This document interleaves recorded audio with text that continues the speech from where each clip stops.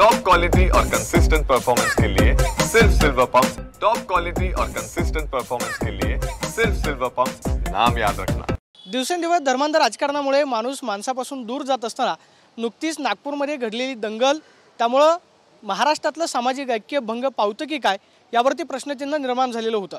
मात्र पुण्यातल्या जावेद खान यांच्या एका कृतीमुळे माणूस आणि माणसामधली माणुसकी पुन्हा एकदा जिवंत होतीये आणि माणसं माणसाला माणूस म्हणून वागवत आहेत, त्याचा प्रत्यय आलेला आहे। आपल्यासोबत आपण हे पाहतोय ते म्हणजे जावेद खान आहेत, धर्मानं मुस्लिम आहेत, मात्र त्यांनी केलेल्या एका हिंदू धर्मातल्या कृतीमुळे त्यांना आज सोशल मीडियावरती त्यांच्यावरती कौतुकाचा वर्षाव केला जातोय आणि आज महाराष्ट्रामध्ये ज्या काही घटना घडत आहेत त्यांच्या कृतीमुळे एक चांगला संदेश जो आहे तो माणसापर्यंत गेलेला आपल्याला पाहायला मिळतोय। जावेद खान आपल्यासोबत आहेत। काल तुम्ही एका हिंदू कुटुंबातल्या व्यक्तीवरती अंत्यसंस्कार जे आहेत ते हिंदू पद्धतीने केले। तुम्ही जन्माने धर्माने मुस्लिम आहात, मात्र हिंदू कुटुंबातल्या एका व्यक्तीवरती अंत्यसंस्कार करणं तेही हिंदू पद्धतीनं, काय मनामध्ये भावना होती? भावना हीच होती की माणसाने माणुसकी टिकवण्यासाठी माणसाची मदत केलीच पाहिजे। मग तिथं आपण माणसाची मदत करताना त्या माणसाची जात धर्म पंथ कोणता आहे हे न बघता त्याला आपली किती गरज आहे आणि आपण त्याच्या किती उपयोगी पडू शकतो, त्याची किती मदत करू शकतो। कारण देवानं आपल्याला या पृथ्वी तलावर माणूस म्हणून पाठवलं आहे, तर मग तुम्ही माणसाची मदत केलीच पाहिजे ना। आणि ती करताना मग आपण सगळे आपले राग लोभ जात धर्म पंथ बाजूला ठेवून माणसाची मदत केलीच पाहिजे, हाच एक संदेश। त्याची नक्की पार्श्वभूमी सांगा की तुम्हाला फोन कसा आला, त्यांचा परिचय कसा झाला, त्याची माहिती जी आहे ती तुमच्यापर्यंत कशी पोहोचली की त्या कुटुंबामधल्या त्या व्यक्तीला कोणतेही सदस्य नाहीत, म्हणजे एक वयोवृद्ध बहीण वगळता त्यांच्या कुटुंबामध्ये कोणीही नव्हतं, त्यांची माहिती तुमच्यापर्यंत कशी पोहोचली की तुम्ही त्यांच्या अंत्यसंस्कारासाठी पोहोचू शकता? माझे मित्र आहेत मायकल साठे, यांच्या शेजारच्या बिल्डिंगमध्ये ते राहतात। मायकलचा मला परवा संध्याकाळी फोन आला की जावेद अशी अशी घटना घडलेली आहे, माझ्या बिल्डिंग शेजारी राहणारे किंकळे नावाचे ग्रस्त घरात अचानक पडून त्यांचा मृत्यू झाला आणि त्यांना म्हणजे कोणी नातेवाईक नाही आणि त्यांच्या बहिणीने त्यांना ससून हॉस्पिटलला घेऊन गेले। मी तात्काळ ससून हॉस्पिटलला पोहोचलो, तिथं सगळी माहिती घेतल्यानंतर मला कळलं की आता पोस्टमार्टम आणि बाकीचे ज्या टेक्निकल गोष्टी आहेत त्याला 2-3 तास लागतील आणि त्याच्यासाठी रात्र होणार आहे। मग मी जयश्री त्यांना सांगितलं की आपण रात्री हा विधी करून टाकू। मग जयश्री ताई म्हटलं की नाही, आम्ही ब्राह्मण आहोत आणि सूर्यास्तानंतर आम्हाला विधी करता येत नाही आणि सूर्यास्तानंतर विधी करू नका, ही माझी रिक्वेस्ट आहे। नेमका काल योगायोगाने आमची मोठी रात्र होती, म्हणजे रमजानचा सगळ्यात मोठा दिवस जो असतो तो कालचा दिवस असतो। तर मग ते सगळी मोठी रात्र, मग मशिदीमधली कामं उपवास नमाज हे सगळं बाजूला ठेवून काल दुपारी ब्राह्मण रीतिरिवाजानुसार त्यांचा सगळा अंत्यविधी मी आणि माझ्या सहकाऱ्यांनी वैकुंठ स्मशानभूमीत केला आणि ते केल्यानंतर जे मनाला समाधान भेटलं ते शब्दात सांगणं मला शक्य नाही। मात्र अंत्यसंस्कार करताना धर्माची काही भीती वाटली का? आज दिवसेंदिवस ज्या धर्माच्या भिंती उभ्या केल्या जात आहेत त्या काय मनामध्ये एक प्रश्नचिन्ह होतं? धर्माची कसली भीती? मी जेव्हा जन्माला आलो तेव्हा थोडी मला माहिती होतं की मी मुसलमान म्हणून जन्माला आलो आहे। मी तर जन्माला माणूस म्हणून आलो ना। आणि काल अंत्यविधी करताना पण माझ्या मनात तीच भावना होती की तू आधी मुसलमान नाही आहे, तू आधी माणूस आहे आणि तू एका माणसाचा अंत्यविधी करतोय, एका आपल्या बहिणीची मदत करतोय, मग ती कुठल्या जातीची आहे कुठल्या धर्माची आहे ते नको बघू, त्याची मदत कर, असं मला माझ्या परमेश्वराने एक मला म्हणजे म्हणतात ना सिक्स सेन्सने मला सांगितलं आणि मी ते काम केलं। मग तिथं मी धर्माचा विचार अजिबात केला नाही की तिचा धर्म कुठला आहे आणि माझा धर्म कुठला आहे, मला ते करायचं आणि मला अल्लाने त्याच्यासाठी निवडले। मात्र काही दिवसांपूर्वी नागपूरची घटना आपण जर पाहिली तर नागपूरमध्ये दंगल झाली, हिंदू विरुद्ध मुसलमान असा एक संघर्ष आपल्याला पाहायला मिळाला। दिवसेंदिवस महाराष्ट्रामधली शांतता भंग पावते की काय अशा पद्धतीचं एक वातावरण निर्माण झालेलं होतं। मात्र काल तुमच्या एका कृतीमुळं महाराष्ट्रामध्ये जाती आणि धर्मामध्ये अजूनही माणुसकी जिवंत आहे याचं एक दर्शन पाहायला मिळालं। जी दिवसेंदिवस जातीवाचक धर्मवाचक किंवा माणसांना माणसामध्ये भिडवण्याचे जे प्रयोग केले जात आहेत त्यांना नक्की काय संदेश द्याल, काय आवाहन? बघा, आपल्याला कोणी पाठवलं पृथ्वी तलावरती? देवाने। आपली काळजी कोण करणार आहे? देव करणार आहे। दंगल करणारे करत राहतील, द्वेष पसरवणारे पसरत राहतील, पण ते द्वेष पसरवणाऱ्या लोकांना कसं शांत करायचं याची काळजी देवाला आहे ना। तो वरती बसला आहे ना, त्याला आपल्यापेक्षा जास्त आपल्या लेकरांची काळजी कोणाला आहे? देवाला आहे।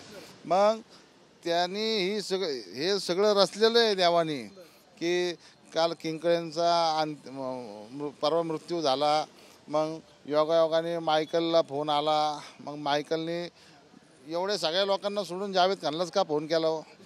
का? कारण देवाने निवडले ती लोक, हे सगळं देवाने क्रिएट केलं आहे आणि तिथं मग देवाने ही लोक निवडली. अरे मग ह्याच्यात ख्रिश्चनच घ्या, मग ह्याच्यात मुस्लिमच घ्या, काय मयत पण ब्राह्मणांचीच करा, काय हे हा जातीवाद जो लोक निसर्गाने घडवून आणलंय, निसर्गाने घडवून आणलंय, हे सगळं निसर्गाने घडवून आणलेलं आहे. म्हणून हे जे जातीवादी लोक म्हणजे जे भाष्य करतात हे जे त्यांच्यावरची ही खूप मोठी छापराक आहे. आणि ते आग लागल्यानंतर नाही का बघा फायर ब्रिगेड येतो आणि आग विझवण्याचं काम करतो, तर आम्ही एक छोटे मोठे फायर ब्रिगेड आहोत. जशी जशी आग ही लागत जाईल तसं तसं आम्ही पाणी टाकत राहू आणि विझत राहू. तुमच्यासाठी एक महत्त्वाचा प्रश्न आहे, इतिहासामधले वाद दिवसेंदिवस निर्माण केले जातात, मग ते औरंगजेबाची कबर असेल किंवा मग धर्माच्या अनुषंगानं जे काही बोललं जातं, आजच्या समाजातल्या लोकांना गरज कशाची आहे? तुमच्या एका कृतीनं माणुसकीचं दर्शन जे आहे ते पुन्हा एकदा लोकांना घडलं. माणसांना माणुसकी महत्त्वाची आहे की धर्म महत्त्वाचा? झाला ना तो इतिहास झाला ना, औरंगजेब इतिहास झाला, येणार आहे का परत? नाही येणार ना. ते काहीतरी थोडक्याचं काहीतरी नवीन काढलं, तो इतिहास झाला, येणार आहे का परत? अहो आज जिवंत लोकांची तुम्ही काळजी घ्या ना. आज आपल्या भारत देशाला गरज कोणाची आहे? तरुण पिढीची आहे, लहान मुलांची आहे, भविष्याची आहे. बघा तुम्ही अमेरिका, नासा बिसा, बघा ते सुनीता विल्यम्सला आणण्यासाठी 9 महिने प्रयत्न केले त्यांनी अवकाशातून आणि घेऊन आले. कोण होती सुनीता विल्यम्स? आपली भारतीय वंशाची महिला होती ना, तिने काहीतरी तिथं शोध लावला ना. ते लोक कुठं चालले? अवकाशात तिथलं शोध घेतात. आणि आपण कुठं चाललो आहे? कबरीमध्ये. अहो काय चाललं आहे? अहो त्यांना अवकाशाची चिंता आहे, प्रगतीची चिंता आहे आणि आपल्याला कबरीची चिंता आहे. काय ती कबर काय देणार आहे का? मी तर म्हणतो मुस्लिमांनी पण तो नाद सोडून टाकावा, तो कबरीचा.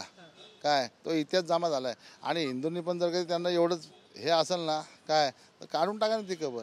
ज्याच्यामुळं माणूस मरत असेल ना, अशी कुठलीही वस्तू या देशात राहता कामा नये. माणसांमध्ये भिडवण्याचं राहायला पाहिजे. माणूस जिवंत राहायला पाहिजे, मग तो कुठल्याही जातीचा असू द्या. माणसामुळं माणूस मेला नाही पाहिजे. माणूस मेला नुकसान आहे. मग फक्त नुकसान देशाचंच नाही आहे, त्या कुटुंबाचे, त्या परिवाराचं आहे. आणि जर कधी एखाद्या कबरीमुळे जर कधी एखादा जिवंत माणूस मरत असेल, मग कबर पाहिजे का माणूस पाहिजे, हा विचार लोकांनी करावा. तुमच्यासाठी एक शेवटचा प्रश्न आहे. सोशल मीडियावरती एवढं कौतुक होतंय, तुम्ही केलेल्या कामाचं समाधान, एक आत्मिक समाधान तुम्हाला काल मिळालं का नाही मिळणार? 100% मिळणार ना. जर कधी आमच्या एका कृतीतून 2 समाज एकत्र येत असतील तर मग समाधान काय नाही मिळणार? आपलं जीवन सार्थक झालं ना. झालं का नाही? झालं आपलं जीवन सार्थक. बस आपलं एक छोटीशी जर कधी कृती 2 समाजातल्या लोकांना एकत्र आणू शकते. आज लाखो करोडो लोक म्हणजे हिंदू पण असतील, मुस्लिम पण असतील, कौतुक करतात ना. एक निगेटिव्ह कमेंट नाही आहे माझ्या पोस्टला. बघा तुम्ही, एक निगेटिव्ह कमेंट नाही आहे. ही आम्ही जिंकलो. आमचं कालचं कार्य सार्थक झालं. ही घटना ज्यांनी घडवून आणली म्हणजे त्यांच्या मित्रांनी जावेद खान यांना फोन केलेला होता, मायकल साठे आहेत. का तुम्हाला असं सुचलं की नाही जावेद खान यांनाच फोन करावा? नाही, आत्ताच जावेद खाननी सांगितलं की निसर्गाने म्हणण्यापेक्षा मी तर सांगेल की हे साक्षात परमेश्वराने घडवून आणलेलं आहे. जे काय सध्याची जातीवादाची परिस्थिती चालली आहे, पहिले मुस्लिम समाजाला टार्गेट केलं जात होतं आणि आता ख्रिश्चन समाजाला पण टार्गेट केलं जात आहे. आमच्यावरती घाणेरडे असे खालच्या पातळीत जाऊन आरोप आणि आमच्यावर आता आंदोलन केले जात आहेत की आम्ही धर्मांतर करतो. पण आमचा मुळात ख्रिश्चन आमच्या देवानी परमेश्वरांनी हेच सांगितले की दुश्मनावरती पण प्रीती करा आणि एकमेकांच्या मदतीला धावून जावा. आणि म्हणून जेव्हा मी त्यांचं कोण नाही, अतिशय मला रडायला आलं, मला वाईट वाटलं आणि मी जावेदला फोन केला. कारण त्याचं काम मला माहिती होतं आणि हाच एक व्यक्ती करू शकतो. आणि मी पण त्या चांगल्या कार्यामध्ये माझे पण उपास झाले. मी ख्रिश्चन आहे आणि मी पण जावेदबरोबर त्या कार्यामध्ये सहभागी झालो आणि जेवढी मला मदत करता आली त्या जयश्रीताईंना आणि तेवढी मी मदत केलेली आहे. आणि मला ह्याच्यामधून एकच संदेश द्यायचा आहे मला ह्याच्यामधून की हे संपूर्ण जातीवादी शक्तींना जे ख्रिश्चनावरती मला आरोप लावले जातात ते धर्मांतराचे, त्यांना ह्या कार्याद्वारे माझ्या एक मोठी चपराक आहे. आपण पाहतोय की जावेद खान यांनी जे केलेली कृती आहे, अशा लोकांची आज समाजाला गरज आहे की जे जात धर्म पंथ विसरून माणूस म्हणून एका कुटुंबातल्या सदस्याच्या अंत्यसंस्कारासाठी माणूस म्हणून एकत्र आले आणि त्यांच्या कृतीनं आज महाराष्ट्रामध्ये एक एकोप्याचा संदेश जो आहे तो घराघरात पोहोचलेला आपल्याला पाहायला मिळतोय. कॅमेरा पर्सन विशाल सोमनी, प्रदीप कापसे, TV9 मराठी, पुणे.